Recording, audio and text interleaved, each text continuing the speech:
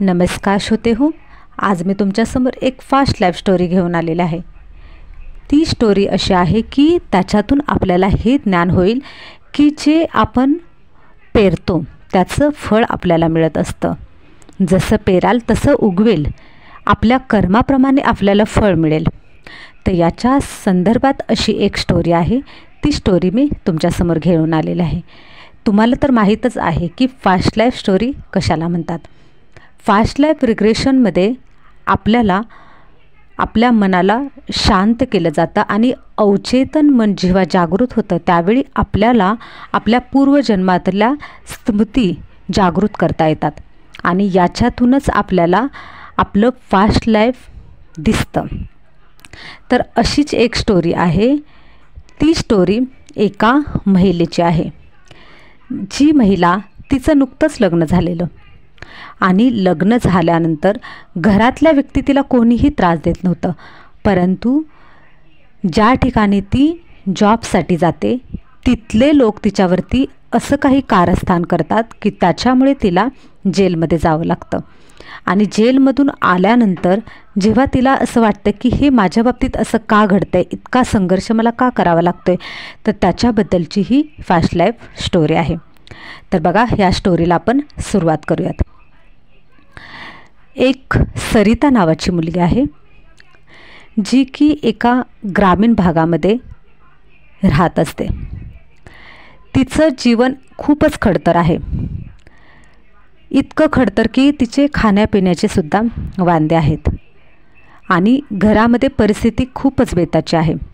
त्याच्यामध्ये जी सरिता नावाची मुलगी आहे तिला 2 भाऊ आहेत आणि 2 भाऊंच्या नंतर ही तिसरी मुलगी। तिचे जे आईवडील आहेत ते त्यांना असं वाटतं की आपली मुले शिकावीत आणि ते तिच्यामध्ये भेदभाव करत नाहीत, मुलगा असो किंवा मुलगी असो। ते तिघांनाही शिक्षण देण्यासाठी उत्सुक आहेत, म्हणजे घरातले तिला शिक्षणासाठी सपोर्ट करतात, परंतु परिस्थिती इतकी बेताची आहे की त्यांना आपल्या मुलांना शिक्षण कसं द्यावं हे कळत नाही। ती सरिता नावाची जी मुलगी आहे ती सांगते की माझी इतकी परिस्थिती हालाकीची आहे की मला कधीकधी आम्हाला उपाशीसुद्धा झोपावं लागतं आणि अशा परिस्थितीमध्ये शिकण्याची जिद्द तर खूप आहे। मग आता काय करायचं, तर ती सांगते की अशा परिस्थितीमध्ये ती शिक्षण घेण्यासाठी खूप प्रयत्न करत असते। ज्यावेळी ती शाळेमध्ये जायची, स्कूलमध्ये जायची, त्यावेळेस इतर मुलांकडं खूप छान ड्रेस असायचे, स्कूलच्या सर्व काही वस्तू पण खूप छान असायच्या, परंतु ती बोलते की माझ्याकडे मात्र असं काही नसायचं। मला मित्र हिणवायचे, चिडवायचे, पण तरीसुद्धा मी त्यांच्याकडे लक्ष दिलं नाही। माझ्या डोक्यात एकच होतं की मला शिकायचे आणि खूप संघर्षातून शिक्षण सुरू होतं। जेव्हा पाहुण्यांच्यामध्ये जेव्हा जायचे त्यावेळेस पाहुण्यांच्यामध्ये सुद्धा सगळे छान ड्रेसमध्ये असायचे, मला मात्र वर्षातून एखादा ड्रेस मिळायचा आणि तो सुद्धा मी वर्षभर वापरायचे आणि त्याच्यातून माझं शिक्षणाची जिद्द मात्र मी पुरी करत होते। आणि अशावेळी हे शिक्षण पूर्ण करण्यासाठी ती सांगते की खूप खडतर प्रसंगामधून जावं लागलं की तिला दिवसभर शाळा करायची आणि संध्याकाळी 1-2 वाजेपर्यंत जागून ते जे फराळ असतो, दिवाळीचा फराळ असतो, त्याची ऑर्डर काढायची किंवा ऑर्डर आल्यानंतर ते बनवायचं आणि ते लोकांपर्यंत पोहोचवायचं। किंवा मग ते टिकल्या असतात, त्या टिकल्यांचे पॉकेट्स ते पॅक करायचे किंवा वेगवेगळे असं जिरी मोहरी असेल तर अशा वस्तू पॅक करायच्या, असं वेगवेगळे बरीच अशी ती सांगते की खूप सारे असे काम असायचे। ती 1-2 वाजेपर्यंत जागून ती ऑर्डर कंप्लीट करायची आणि पुन्हा दुसऱ्या दिवशी शाळेमध्ये जायचं। असे अत्यंत कठीण परिस्थितीमधून शिक्षण पुढं चालू होतं। अशा कठीण परिस्थितीमधून ती मुलगी पुढं शिकत जाते। ती सांगते की माझा हा संघर्ष खूप जबरदस्त सुरू होता। त्याच्यानंतर असं झालं की ती सांगते की मी शाळेमध्ये खूप हुशार होते, माझा नंबर यायचा, त्याच्यातून मला शिष्यवृत्ती मिळत गेली आणि शिष्यवृत्तीचा सुद्धा मला फायदा झाला। नंतर तिनं सायन्स 11वी-12वीला सायन्स घेतलं आणि सायन्समधून 11वी-12वी सुद्धा झाले। नंतर पुढं MBBA कंप्लीट केलं MBBA कंप्लीट करेपर्यंत त्याच्यासाठी जो खर्च होता तो बराच खर्च तिला अशा अनुदानित संस्था आहेत त्या संस्थेंमधून तिला मिळालं आणि त्या मदतीतून तिचं MBBS कंप्लीट झालं. तिला डॉक्टर व्हायचं होतं आणि एवढ्या संघर्षातून डॉक्टर झाल्यानंतर तिला असं वाटलं की आत्ता आपला संघर्ष संपला आणि आता आपले चांगले दिवस येतील. मग तिचं MBBS झालेलं. नंतरनं तिचा जो पती आहे तो पतीसुद्धा MBBS झालेला, म्हणजे ती डॉक्टर झालेली आणि तिला पतीसुद्धा डॉक्टर मिळाला आणि मग नंतरनं वैवाहिक आयुष्य खूप छान सुरू होतं.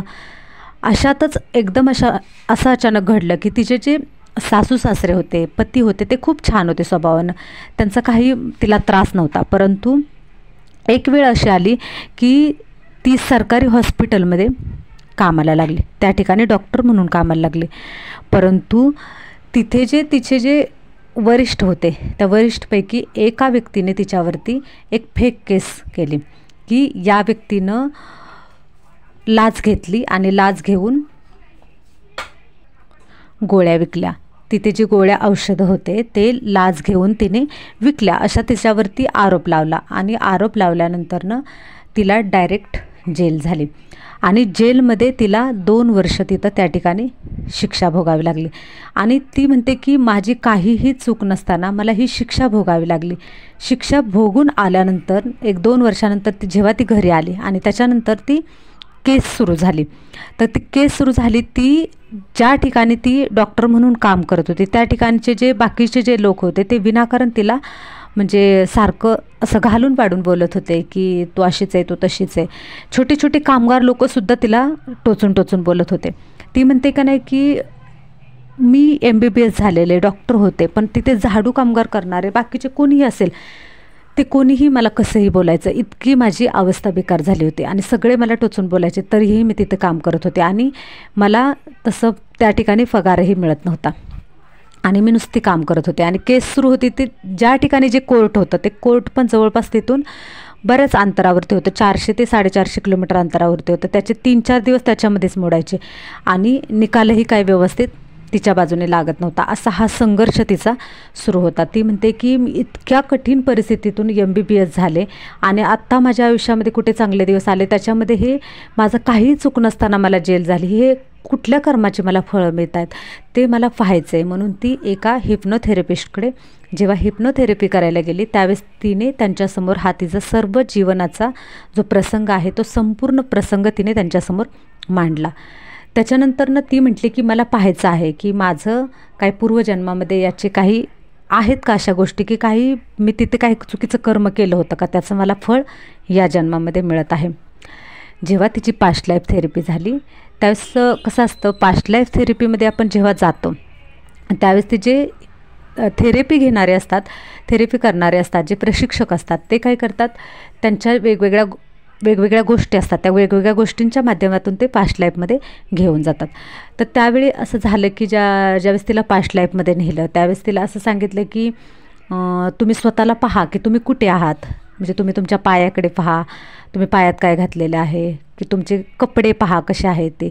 जेव्हा कपडे अंगावरती कसे आहेत ते विचारले त्यावेळेस सांगितले की एक आदिवासी भागातली एक वयोवृद्ध लेडीज दिसत आहे, वयोवृद्ध स्त्री दिसत आहे. ज्यावेळेस तिच्याकडं पाहिलं की वयोवृद्ध स्त्री आहे आणि ती काय करत आहे असं पाहिलं तर असे खूप सारे लोक तिच्यासमोर बसलेले आहेत आणि ती वयोवृद्ध स्त्री एक डॉनसारखी, म्हणजे एक डॉन लेडी कशी असते त्या पद्धतीनं आहे आणि तिनं जे जे सांगल ते सगळे आजूबाजूचे लोक ऐकतात आणि खूप सारे लोक तिच्याकडे तक्रार घेऊन येतात. म्हणजे ती थोडक्यात एक राणी असल्यासारखी आहे आणि तिच्याकडे खूप सारे लोक तक्रार घेऊन येतात की असं झालं तसं झालं, आम्हाला न्याय द्या वगैरे असं. तर ती ज्यावेळेस ती स्वतःला पास्ट लाईफमध्ये पाहते त्यावेळेस अशा अवस्थेमध्ये पाहते. त्याच्यानंतरनं जे प्रशिक्षक आहे ते सांगतात की अजून पुढे पहा काय दिसतंय तुम्हाला. तर त्यावेळेस पाहिलं तर असं सगळीकडे रक्ताचं तांडव आहे, सगळीकडे रक्त सांडलेलं आहे, अशा अवस्थेमध्ये खूप सारे मुडदे पडलेले आहेत असं तिला दिसतं. तर ती जी अवस्था बघून ती जी लेडीज आहे तिला खूप त्रास होतो की हे काय मी पाहते. नंतरनं त्यांनी असं विचारलं प्रशिक्षकांनी की हे काय आहे, तर तिनं सांगते का नाही की हे मला असं दिसत आहे की हे माझ्यामुळं झालेलं आहे, हे विनाकारण लोकांचा या ठिकाणी मृत्यू झालेला आहे. तर त्याच्यानंतर ते विचारतात की किती लोक मारले गेलेले, तर मग किती लोक मारले गेलेले आहेत हे विचारल्यानंतर ती सांगते की या ठिकाणी 2 लोक मारले गेलेले आहेत, की त्यांचं शिर उडवलेलं आहे आणि त्यांचं रक्त बंबाळते झालेले आहेत आणि ते अगदी जमिनीवरती असे तडफडत पडत आहेत असं मला दिसत आहे. त्याच्यानंतर त्यावेळेस ते प्रशिक्षक सांगतात की काय प्रसंग आहे तो पहा. त्यावेळेस प्रसंग पाहिल्यानंतर त्यांना असं दिसतं की एक व्यक्ती त्यांच्याकडे तक्रार घेऊन आला दुसऱ्या व्यक्तीची आणि ती जी लेडी आहे त्या लेडीच्या हाताखाली एक मंत्री आहे आणि ती लेडी काय करत होते की मंत्री जे सांगल त्यांनी जे काही सांगल ते ऐकायचं आणि डायरेक्ट निर्णय घ्यायचा, म्हणजे त्याची शहानिशा करायची नाही. तो प्रसंग काय आहे कसा आहे काहीच नाही, स्वतःचं डोकं काहीच चालवायचं नाही. ती व्यक्ती जशी सांगेल तसा आदेश मानून लगेच हे करायचं. तर त्या ठिकाणी एक व्यक्ती आलेली आहे आणि त्या व्यक्तीनं दुसऱ्या व्यक्तीने त्या व्यक्तीची तक्रार केली आणि त्या लेडीनं काय केलं, लेडी डॉन आहे तिने काय केलं तर कुठल्याही गोष्टीचा म्हणजे डोळे झाकून त्या मंत्र्यावरती विश्वास ठेवला आणि लगेच ती जी दोषी व्यक्ती ज्या व्यक्तीला दोषी समजवलं होतं त्या व्यक्तीचं शिर उडवलं आणि त्या व्यक्तीला मारलं.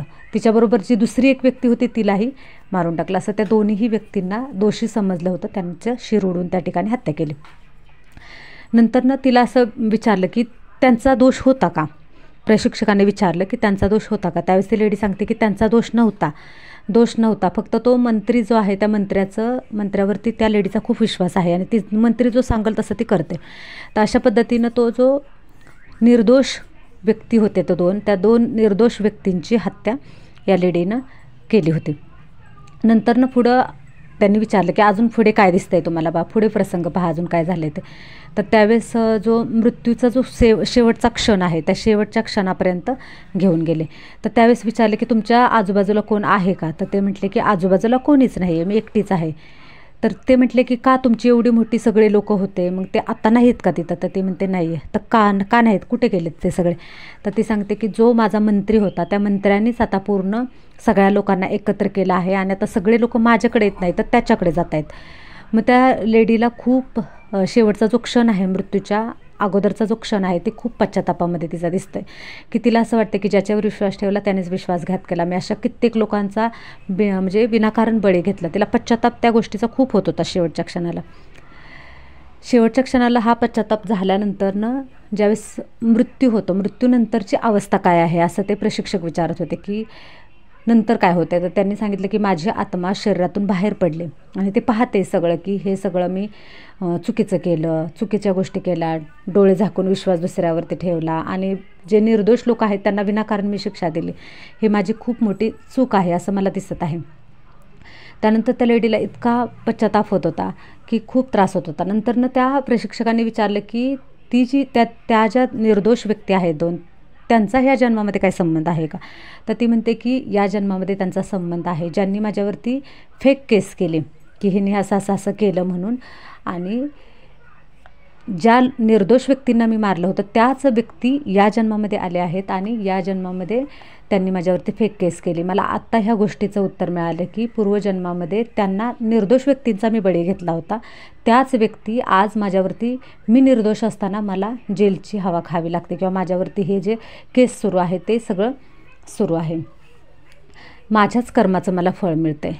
ज्यावेळेस त्या थेरपीमधून बाहेर आल्या त्यावेळेस त्या इतक्या रडत होत्या की खूप रडत होत्या आणि रडून खूप पश्चाताप झाला होता की मी असं करून आले, मी कसं असं करू शकते.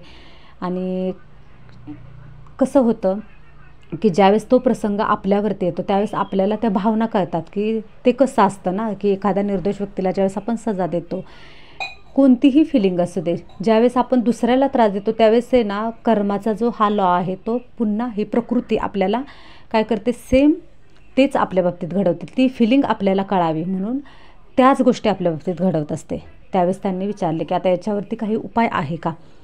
तर त्यावेळेस जे प्रशिक्षक आहेत त्या प्रशिक्षकांनी हा उपाय सांगितला की तुम्ही सकाळी जेव्हा तुम्ही पहाटे उठता त्यावेळेस पहाटे उठल्यानंतर सर्वप्रथम तुम्ही परमात्म्याची माफी मागा की हे प्रभू, मला माहीत नाही मी पूर्वजन्मामध्ये ते कसं काय पाप केलं ते, परंतु मला आता पापमुक्त व्हायचं आहे, मला त्या निर्दोष व्यक्तींची माफी मागायची आहे. पहिल्यांदा ईश्वराची माफी मागा, हे ईश्वरा मला माफ कर, माझ्याकडून हे चुकीचं कृत्य घडलं.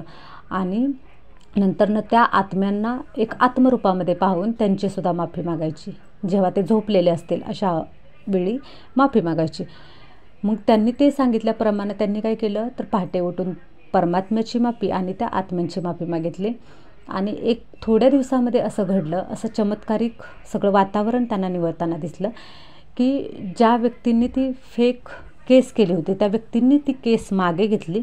आणि त्यांना कुठेतरी असं आतून वाटायला लागलं की आता नको, आता बस झालं, असं नको करायला. त्यांना स्वतःच अशी फिलिंग आली की आता आपण ही केस मागे घेतली पाहिजे. त्यांनी स्वतःहून मागे घेतली आणि त्या लेडीजवरची ती केस मिटून गेली.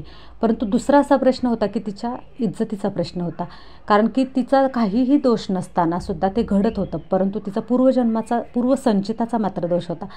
पण तिची त्या ठिकाणी जी मानहानी झाली होती, त्या मानहानीचं करायचं काय, ते म्हणते की मी परत माझी इज्जत कशी मिळवू.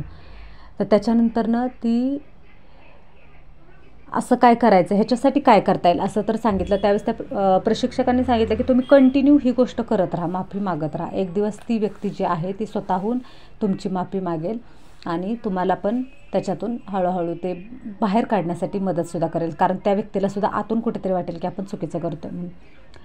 मग हे असंच झालं. नंतरनं थोड्या दिवसांनी पुन्हा ती व्यक्ती स्वतःहून म्हटली की की मला माफ कर, आम्ही तुझ्यावरती मुद्दाम असं हे सगळे आरोप केले. आणि नंतरनं ती जी लेडीज आहे त्या लेडीजची बदली दुसरीकडे झाली.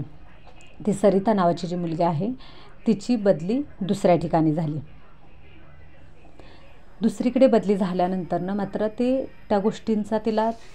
त्या गोष्टींपासून तिला आराम मिळाला. म्हणजे दुसरी पण गोष्ट झाली की तिची बदली त्या ठिकाणाहून दुसऱ्या ठिकाणी झाली आणि अशा ठिकाणी झाली की तिथून ती खूप लांब होते. त्याच्यामुळे तिला ते विसरण्यासाठी ते एकदम सोपं झालं आणि तिची ती केस पण मागे हटले. आणि आत्ता त्या मुलीचा जो पूर्णपणे जो संसार आहे किंवा ते जीवन आहे ते खूप छान पद्धतीने सुरू आहे. तर प्रेक्षक हो, हे असं असतं की आपण जे देतो तेच आपल्याला मिळतं. त्याच्यामुळे आपल्याला माहीत नाही की आपण पूर्वी काय काय केले, कुणाकुणाला दुखवले. कधीकधी जर आपल्या आयुष्यामध्ये किंवा आपल्या जीवनामध्ये असा एखादा प्रसंग आला की त्याच्यामध्ये आपण खचून जातो. आपल्याला असं वाटतं की हे माझ्या बाबतीत का घडले, कारण त्याचं उत्तर आपल्याला सापडत नसतं. आपल्याला असं वाटतं की आपल्यावरती अन्याय झाला आहे, परंतु अन्याय झालेला नसतं, तर आपलं ते कुठेतरी पूर्वसंचिताचं आपलं ते फळ असतं. संतांनी सांगितल्याप्रमाणे आपण अशावेळी फक्त एक गोष्ट खूप छान पद्धतीने करू शकतो, ती म्हणजे आपण समोरून एखादी व्यक्ती त्रास देत असेल ना, त्याला उदार अंतकरणाने आपण क्षमा केली पाहिजे. कारण त्याला क्षमा का करायची, कारण कुठेतरी आपल्याच कर्माचं, आपलं पूर्वसंचिताचं ते फळ आहे ना. त्या व्यक्तीला कुठेतरी आपण त्रास दिलेला आहे म्हणून ती व्यक्ती त्रास देते. तर क्षमा करणं हे खूप छान सगळ्यात छान अशी गोष्ट आहे. कारण क्षमा जर केली तर त्या व्यक्तीमध्ये 100% परिवर्तन होईल आणि मनापासून क्षमा करायची त्या व्यक्तीला.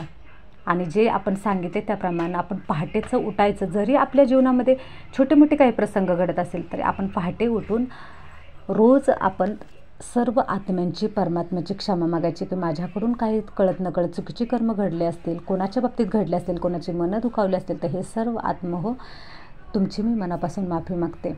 आणि आपण स्वतःला तसं हील करायचे, सगळ्यांना माफ करायचे आणि अंतःकरण शुद्ध ठेवायचं. जेव्हा आपलं अंतःकरण शुद्ध होईल त्यावेळेस आपोआपच आहे ना, आपल्या जीवनामध्ये जे आजूबाजूला आपले जे नातेसंबंध आहेत, मित्र परिवार आहे, त्यांच्याकडून जर आपल्याला काही त्रास होत असेल तर तो त्रास हळूहळू आपला कमी व्हायला मदत होईल. आणि हे या गोष्टींना मदत होते. कारण ही जी मी आताची फास्ट लाईफ स्टोरी घेऊन आलेली आहे ती सरिता नावाच्या मुलीची आहे, परंतु ती नक्की कुठे राहते, काय करते हे सांगू शकत नाही. कारण हे सांगितलं तर काय होतं, तुम्ही लगेच तिथंपर्यंत जाऊन त्या व्यक्तीची शहानिशा करू शकता. म्हणून तिथंपर्यंत ते एवढं डीपमध्ये नाही सांगितलं. फक्त जी पास्ट लाईफ स्टोरी आहे ती स्टोरी तुम्हाला सांगण्याचा प्रयत्न केला. तर ही अशी आहे पास्ट लाईफ स्टोरी. याच्यातून आपण फक्त एकच शिकायचं, आजची जी केस आहे त्या केसमधून आपण एकच शिकवायचं की दुसरं कोणी सांगते त्याच्यावरती लगेच विश्वास ठेवायचा नाही, डोळे झाकून विश्वास ठेवायचा नाही. कोणताही प्रसंग असू द्या त्याची पूर्ण शहानिशा आपण स्वतः करायची. आणि दुसरी गोष्ट म्हणजे क्षमा करता आलं पाहिजे. जेही घडते ते आपल्याच कर्माचं फळ आहे. आजचा आपण हा व्हिडिओ इथेच थांबूयात. आपण नेक्स्ट व्हिडिओमध्ये येऊयात एक नेक्स्ट स्टोरी घेऊन. चला इथेच थांबूयात. धन्यवाद.